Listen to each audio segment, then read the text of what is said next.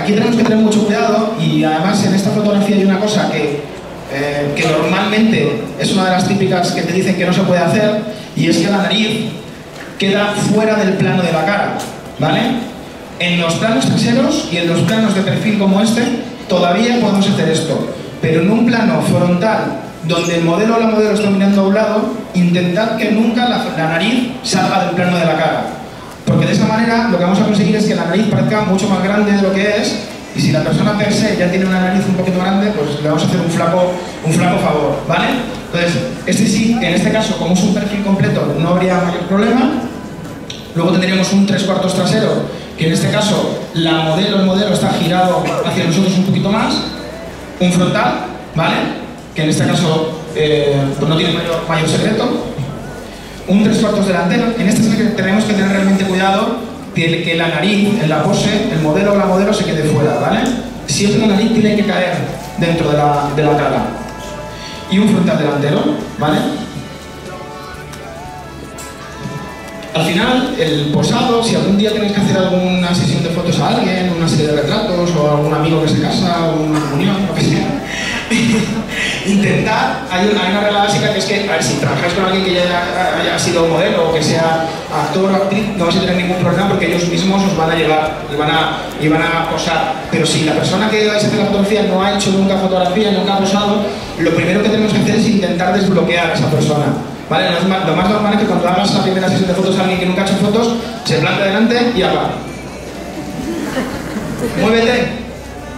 ¿Vale? Bueno, hay que intentar perder la simetría, hay que intentar que las manos y las piernas nunca estén paralelas, ¿vale? De alguna manera, y hay que intentar indicarle que cada salto de flash o cada clic de la cámara, si puede, que cambie la posición, ¿vale?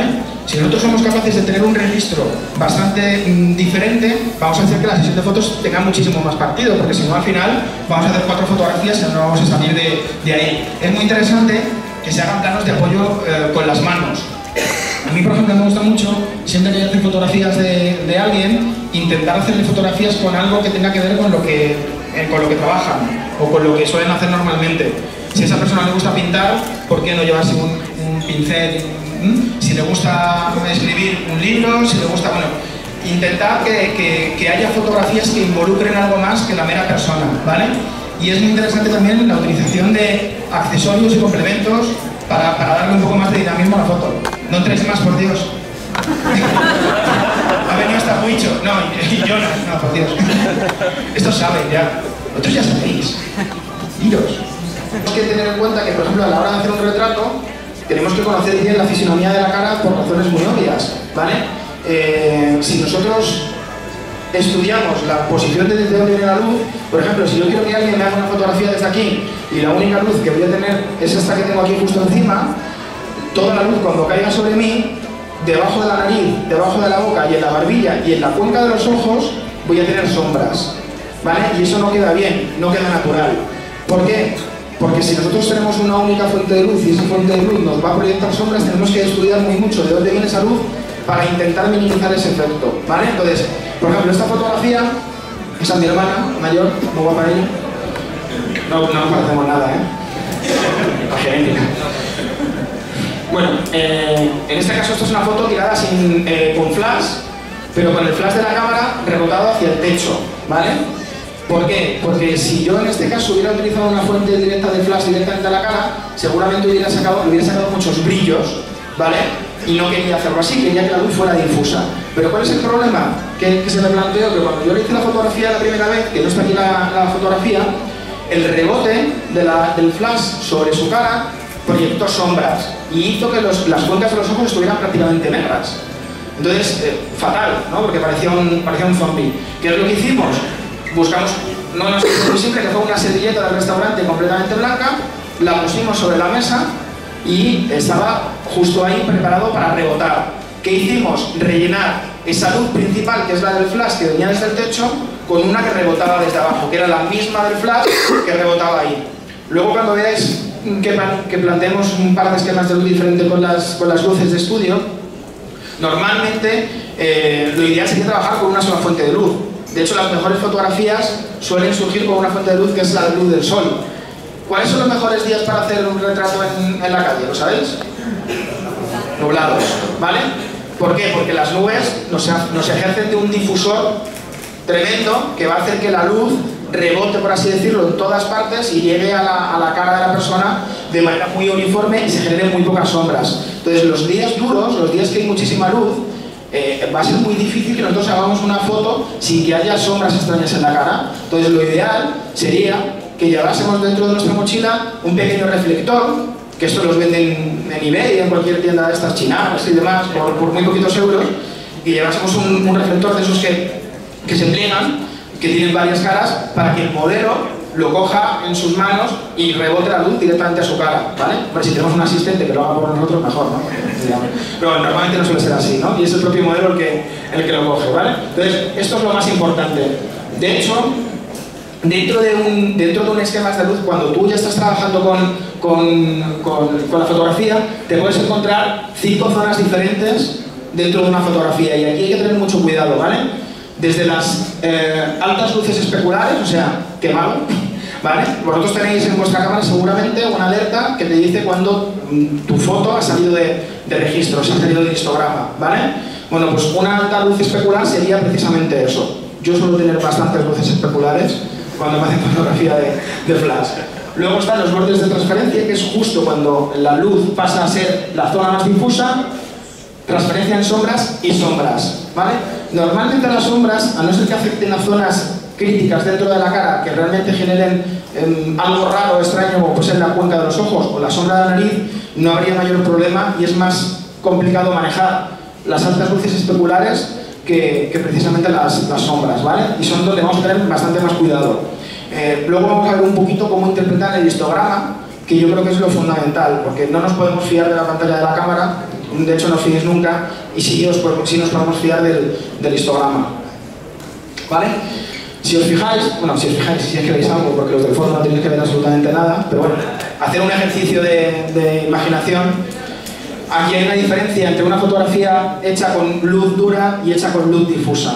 Por ejemplo, si nosotros hiciéramos una fotografía con este flash y le quitáramos el paraguas, estaríamos utilizando una luz dura. La luz llegaría directamente del flash a la cara del modelo. Lo que estamos haciendo con el paraguas es difuminarla, ¿vale? Pues sería un poco esta diferencia. Bueno, y aquí hay aspectos que ya entran dentro de lo que es la física de la luz, ¿vale? Que la luz se comporta como una onda. No voy a hablar de la dualidad onda-corpúsculo porque creo que tampoco es el momento, pero bueno, lo que sepáis de física, sabéis de lo que estoy hablando. Soy de letra. Bueno, eso es culturilla en general, ¿no? Bueno, en un principio lo que tenemos que tener en cuenta es que nosotros cuando vayamos a iluminar una escena, o cuando vayamos a utilizar luz artificial para iluminar una escena, o cuando vayamos a aprovechar la luz del sol para iluminar una escena, tenemos que ver qué materiales nos están rodeando. Si esos materiales dejan que rebote la luz, o absorben la luz, o son, vamos a decir, rugosos, que no nos van a dar reflexión y que nos pueden dar más problemas. Normalmente, cuando alguien quiere utilizar una luz de apoyo, por ejemplo, de relleno, y no tiene un reflector, lo que se suele usar mucho es papel albal, al que además ese papel albal le hayamos arrugado un poquito, entonces eso genera una superficie muy rugosa, especular, que va a rebotar mucho la luz, ¿vale? Entonces, cuando uno tiene que hacer una foto, por ejemplo, en interior, y no tenemos flash y queremos hacer una foto que quede chula, lo mejor es situar al modelo o la modelo en un lado, cerca de una ventana, en un sitio donde tengamos además paredes blancas o algún tipo de cortina, o que la ropa de la casa sea clara, ¿vale? Y también hay que tener mucho cuidado de qué color está el entorno donde vamos a hacer la fotografía. Por ejemplo, nosotros hablábamos antes de la luz rebotada. Tú una luz la puedes rebotar en un techo blanco de estas características, además este tiene una altura que está más o menos bien. Pero yo he visto a gente rebotando luz en restaurantes, en una boda, con un techo de madera o techos rojos o paredes rojas, pues cuidado con eso, porque entonces vas a tener toda esa luz en la cara del modelo de la modelo y tendrás que buscar otra forma de iluminar, porque seguramente no sea válida, y luego vas a tener que corregir todas las fotografías en el postprocesado, que bueno, da un poco igual porque se puede arreglar después, pero lo mejor es que intentemos postprocesar lo menos posible, ¿vale? Y luego la dispersión, que aquí es otra ley física, no voy a leerla completa, pero lo que habla es que la luz, una fuente de luz, la potencia, por así decirlo, de esa fuente de luz, se va perdiendo en el inverso del cuadrado. No habéis entendido nada, ¿no? Vale, pues yo tampoco la primera vez que lo escuché. ¿Eso qué significa? Que si nosotros tenemos a un modelo situado en un al lado de un flash a 2 metros, si a ese modelo le separamos otros 2 metros, la luz que le va a llegar va a ser una cuarta parte. Entonces, si queremos que le llegue la misma luz que teníamos en el momento inicial, tendremos que modificar o la potencia de la luz o los parámetros de la cámara, ¿vale? Para que le llegue exactamente la misma luz. Entonces, por ejemplo, cuando la primera vez que trabajamos en estudio, es un error muy común que se pida la luz una vez sobre el modelo y luego, cuando ya estamos haciendo una sesión de fotos, al modelo se le mueve para adelante y para atrás y de repente te das cuenta de que le has movido un poco para atrás y te sale súper oscura, te lo acercas para adelante y se quema completamente la fotografía. Claro, habría que estar midiendo la luz para cada cambio de posición que tú hagas sobre el modelo, no el cambio que tú hagas. O sea, el fotógrafo se puede mover libremente, ya lo veremos. Y luego la temperatura de color, y es un poco también lo que estábamos hablando antes, que hay que tener cuidado con dónde rebotamos la luz, ¿no? Vamos a decir que las luces más cálidas sería la luz de una vela. ¿Habéis intentado hacer alguna vez un retrato a la luz de una vela? Que salen súper rojas, puede ser muy bonitas, ¿vale? Hasta la luz más blanca, que es la luz del sol, ¿vale? Entre todos esos registros hay una serie de variables que vamos a decir que por ejemplo, los flashes de estudio normalmente están calibrados a 5500 Kelvin y creo que la luz del sol está a unos 8000 prácticamente, ¿vale? Cuando trabajáis en Lightroom o en Aperture o en Photoshop y estáis trabajando el balance de blancos, una de las cosas que estamos tocando es esto, el calor de la luz. Y hay que tenerlo muy en cuenta. Por ejemplo, si tiramos fotografía en estudio, podemos saber perfectamente, porque el fabricante nos está diciendo que la cámara está así, o sea, el flash está así calibrado, que la luz tiene 5500 Kelvin de temperatura. ¿Vale?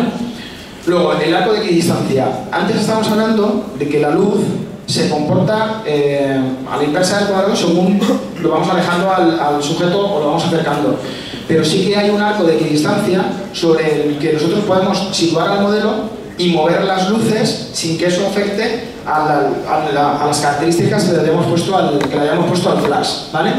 Y normalmente cuando se trabaja en estudio siempre hay una luz que es la luz principal, que se denomina la key light, que es sobre la que nosotros vamos a hacer la medición inicial y sobre la que después vamos a hacer modificaciones. Digamos que si nosotros estamos trabajando con flashes en vez de flashes de estudio, con flashes normales de cámara, ¿alguno hace strobes aquí? Poquitos, ¿vale? Pues lo que hacéis es lo mismo, o sea, al final el manejo es exactamente lo mismo, porque además los flashes de strobe normalmente se trabajan en manual. Hay sistemas, por ejemplo, tanto Nikon como Canon tienen su sistema para trabajar con diferentes flashes en remoto, trabajando en ETTL, que trabajando en ETTL se supone que tú no tienes que preocuparte por nada porque toda la medición de luz se hace a través de la lente. Pero cuando no lo hagamos a través de la lente, tenemos que hacer una medición de luz y tenemos que utilizar por la primera vez la luz que vamos a utilizar como principal. Normalmente siempre tienes a un flash que le tienes al máximo de potencia.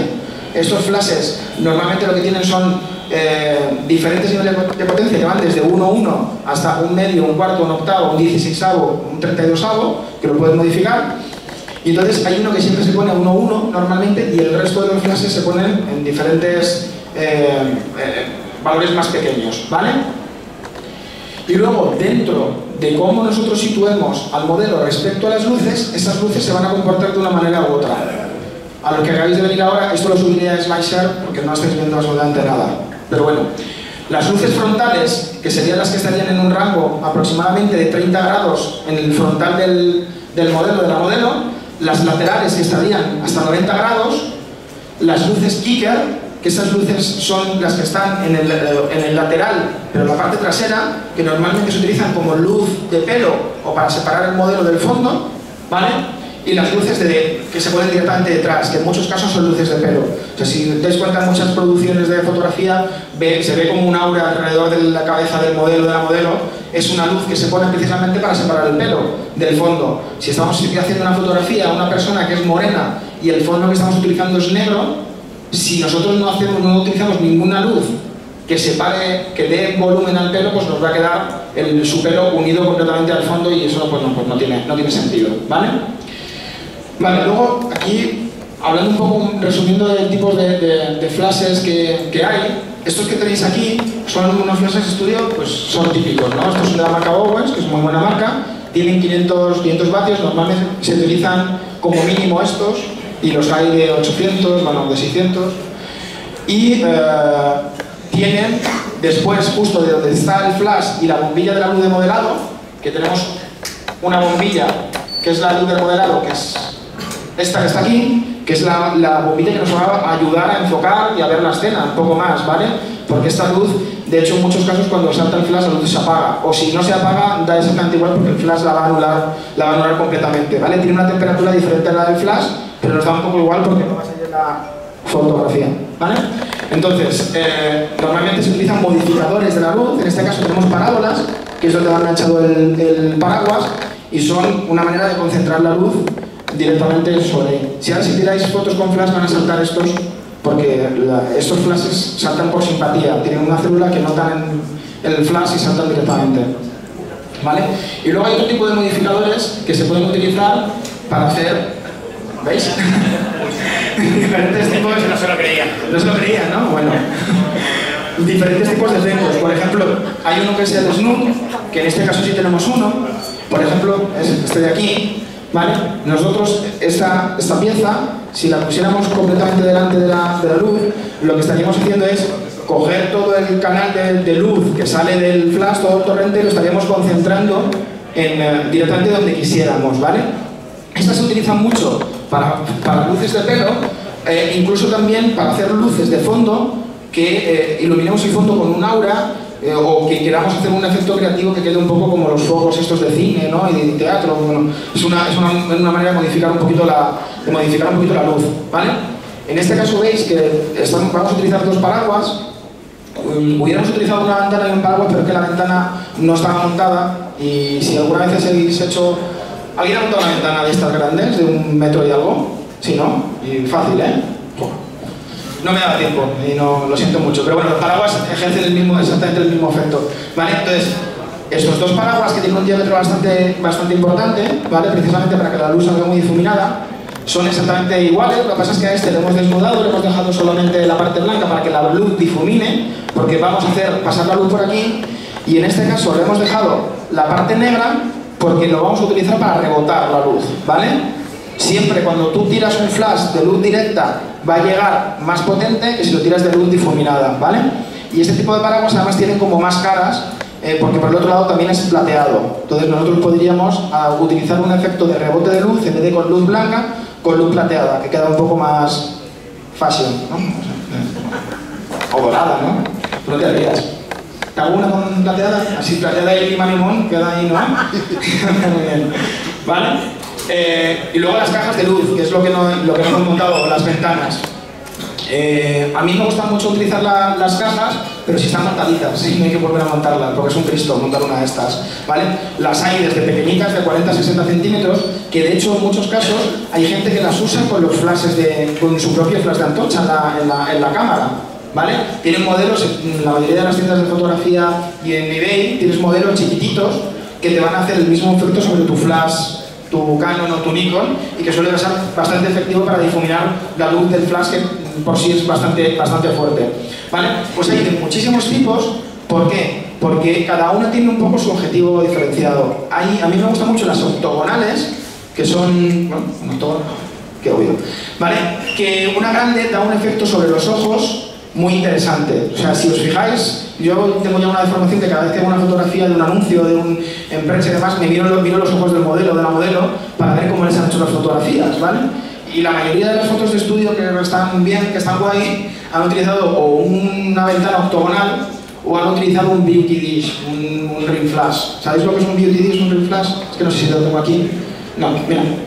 Imaginémonos, no sé si alguna vez lo habéis visto, que yo estuviese tirando con la cámara y alrededor del objetivo tuviera un flash anular muy grande, ¿vale? Esos flashes se utilizan muchísimo últimamente en fotografía de moda por dos razones. Porque generan una sombra sobre un fondo blanco que separa mucho al modelo del fondo y queda un efecto tridimensional, y porque el efecto sobre los ojos queda muy natural, porque precisamente genera un anillo igual que el que tenemos en los ojos, ¿vale? Y luego esto es lo que os comentaba antes, modificadores que son baratos y que se pueden utilizar tanto en estudio como en exterior. En este caso son reflectores. Los reflectores de 5 caras, te puedes comprar uno en eBay por 10 euros y yo recomiendo que todos tengáis uno. Porque esto es, de verdad es muy facilito, te cabe en la mochila y funciona muy bien. Tienen un lado que es plata, otro que es oro, otro que es negro, otro que es transparente y otro que es blanco, ¿vale? De hecho se puede utilizar para muchas cosas. O sea, si nosotros tenemos una luz dura, incluso podemos utilizar la parte transparente para filtrar la luz y hacer un poco el efecto nube. ¿Ya? Lo veis que hay de diferentes tamaños, pero teniendo uno relativamente pequeño para fotografía de retrato, pues nos puede salvar de algún apuro, sobre todo cuando trabajamos en exteriores, porque bueno, en estudio se utilizan también, de hecho se utilizan muchas veces uno grande para rebotar una luz completa, pero en exteriores es donde más nos van a sacar de un apuro, ¿no? Bueno, y lo de strobis, aquí yo pongo que son soluciones de bajo coste, pero bueno, que tampoco tenemos por qué ir siempre utilizando flashes de 500 vatios, primero porque esto hay que enchufarlo. Si nos vamos a un parque o a la playa a hacer una sesión de fotos, pues es poco operativo. Y un equipo de fotografía de exteriores con una que sea autónomo completamente es súper caro, ¿vale?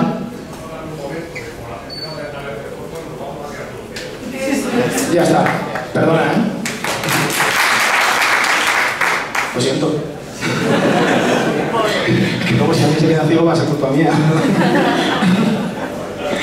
Bueno, pues eso, que por ejemplo el strobing, yo recomiendo que aquí en España hay una persona que sabe mucho de esto, que se llama Rafa Barbera, ¿vale?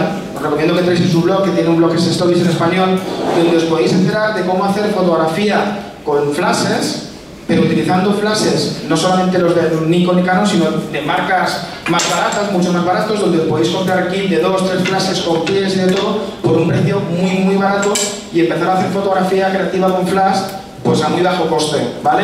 O sea, no hace falta hacer una inversión en un equipo de estas características, que es genial, pero que cuesta bastante caro, ¿no? Y en este caso, como veréis, se pueden utilizar pies, paraguas, que son bastante más pequeñitos, pero en una solución, en una mochilita chiquitita, podéis llevaros absolutamente todo, ¿vale? Y en su blog, que es el de Strobis en español, pues lo podéis tener todo, ¿no? Vale, y luego medir la luz. ¿Cuántos de vosotros tenéis fotómetro de mano?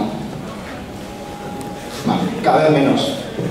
Vale, pero bueno, al final es por practicidad, ¿no? Yo no tengo. No, yo me avergüenzo de decirlo porque realmente al final con una cámara digital, pues queramos o no, tenemos la facilidad de poder hacer prueba-error y hacer medición de luz directamente con la cámara, ¿vale? Normalmente los fotómetros de la cámara no funcionan del todo mal. Cuando vayamos a hacer fotografía con flashes estudio y dispongamos de un fotómetro, evidentemente vamos a ver ya tiro hecho, porque vamos a colocar el esquema de luz, vamos a utilizar la luz principal y vamos a lanzar el flash directamente al fotómetro utilizándolo como flashímetro. Y eso te va a dar qué equivalencia de velocidad y de diafragma tenemos que utilizar. Pero bueno, con fotografía digital veremos que utilizando el histograma y viendo la fotografía que nos ha dado, podemos rápidamente cambiar las variables, ¿vale? En un principio, los tonos de luz, ¿conocéis el sistema de zonas de Ansel Adams? ¿No? Bueno, en un principio lo que dice este sistema de zonas es que en todas las fotografías, en este caso es una fotografía de blanco y negro, deberíamos tener todos los tonos de luz diferentes entre la zona 0 y la zona 10, ¿vale? La zona 0 es el negro absoluto y la zona 10 es el blanco absoluto, ¿vale? Entonces, si nosotros, utilizando por ejemplo el pincel de Photoshop, tenemos un retrato, podemos ir marcando cada una de estas zonas entre el 0 y el 256, ¿no? Por así decirlo. A ver, lo más importante es que nosotros cuando hagamos fotografías y queramos ver si la fotografía está bien dentro de del rango, de este rango, es que nos fijemos en el histograma, que creo que viene aquí ahora, ¿vale? Aquí hablo del histograma utilizando una página web que es la de Guillermo Lujic, que no sé si le conocéis, pero bueno, que es un tipo que sabe mogollón sobre el tema de histograma y lo tiene muy facilito todo explicado. Todas las cámaras tienen el histograma, ¿vale? Y creo que la mayoría de las cámaras tienen la posibilidad además de ver el histograma en los diferentes canales de color, el RGB, ¿vale? Si vuestra cámara no la tenéis ahora puesta con el histograma que se ve en RGB, ponerlo, ¿vale? ¿Por qué? Porque si tenéis el histograma de luminancia solamente, ese histograma te va a dar como una media y en muchos casos podéis estar reventando la fotografía en un color en determinado y no solamente en toda, ¿vale? Si os fijáis, aquí tenemos un histograma en RGB. Lo que más cuidado tenemos que tener con una fotografía de retrato, lo que más cuidado que tenemos que tener son con los rojos, O sea, es muy normal que si cuando nosotros estemos viendo un histograma ponderado nos parezca que la fotografía está bien, pero luego los rojos se hayan reventado. ¿Qué es lo que tenemos que fijarnos? Que nunca estos picos de la derecha estén completamente pegados a la derecha, porque eso va a significar que seguramente se nos ha quedado fuera de rango algún color, ¿vale? Si os fijáis que esta fotografía tiene un fondo blanco y la cara de la modelo está bastante bien iluminada, en estas partes es donde tendremos las luces más altas, pero si nosotros utilizáramos el pincel para ver qué color hay aquí, seguramente nos daría este rojo que está más al borde, pero que no está completamente quemado, ¿vale? Si este histograma estuviese un poquito más a la derecha, la frente de la chica estaría más blanca y habríamos perdido información, ¿vale? ¿Cuántos de vosotros tiráis en RAW? Bueno, pues quiero que tiréis todos en RAW. O sea, el que no tira en RAW que lo empiece a hacer ya. No, aunque no sepáis todavía revelar y os dé miedo y tal, si tenéis la posibilidad de que vuestra cámara tenga el RAW, utilizadlo. Y además ahora como las tarjetas son baratas, si os da miedo tiráis en RAW JPEG y luego ya cuando aprendáis a tirar cuando aprendáis a revelar en RAW vais a agradecerlo de verdad, porque habrá muchas fotografías en las que le podéis sacar muchísimo partido, ¿vale? Paramount porque se utilizaba mucho en los años dorados del cine para que a las actrices no se les notase ninguna arruguita, ¿vale? Porque es un esquema de luz muy frontal, normalmente al tener la luz ligeramente por encima, pero bastante frontal, lo que es la dirección de la imagen, no generaba sombras realmente sobre la cara y aplanaba muy mucho las facciones, ¿vale? Y entonces es muy efectiva y es muy facilita de hacer. De hecho, si utilizáis simplemente una cámara con un flash que podéis sacar un poco de la cámara, lo ideal es que hagáis la fotografía y tengáis el flash puesto así por encima. Habréis visto muchas bodas que da el fotógrafo con el flash puesto así en 45 grados, por así decirlo, ¿vale? Este funciona muy bien, es bastante efectivo, ¿vale? Si el modelo o la modelo tiene facciones fuertes, es posible que tengamos alguna sombra que no quede demasiado bien, porque siempre que tenemos una luz elevada va a haber algún tipo de sombra. Entonces, este esquema de luz se puede modificar de dos formas muy fáciles. Que el modelo coja un reflector para que la luz rebote, o que pongamos otra luz debajo rebotada, que es un poco la idea que habíamos puesto justo antes. O sea, hacer aquí una especie como de sándwich de luces y el fotógrafo tira entre medias. Con esta luz como luz principal iluminamos la cara y con esta luz como luz secundaria, siempre puesta mínimo a la mitad o a un cuarto de la potencia de la luz principal, lo que estamos generando es una iluminación en las sombras muy clara que no va a aplanar del todo la fotografía porque tiene que haber un poco de volumen,